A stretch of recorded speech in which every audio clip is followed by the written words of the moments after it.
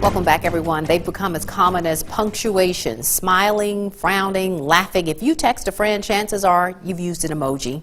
WCBI's Parker King is live in the newsroom to look at how these small symbols are changing the way we communicate with each other. Parker?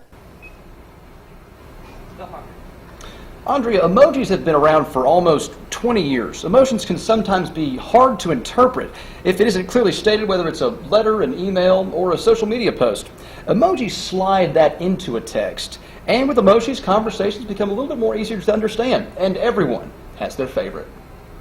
The laughing one, laughing and crying one. The hack emoji. The shock emoji. Emoji, the Japanese word that literally means picture message. These little symbols have changed the way we communicate with each other, and since 2014, July 17th has been known as World Emoji Day to celebrate them. You know, so much of our communication is nonverbal. It's seeing the person react, it's seeing the look on their face. And you don't have that in text messaging. So you can imagine how hard it is to do in a very small amount of time.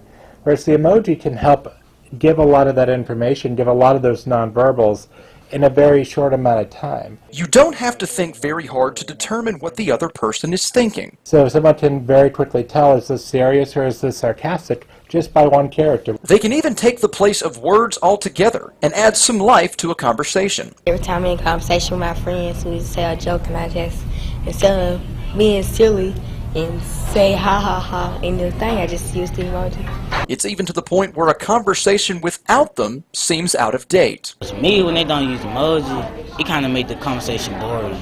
And don't make it, the emoji make the conversation more fun.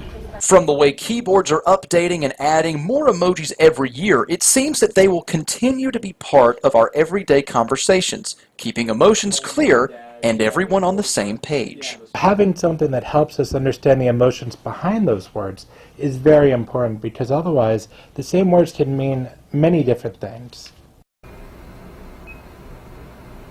Emojis are even going to go even bigger, from our phone screen to the big screen with the new Emojis movie coming out later this month. So why July 17th as the day for the holiday? Well, if you look on your phone and scroll over to the calendar app, you'll see that the permanent date set on the calendar, July 17th.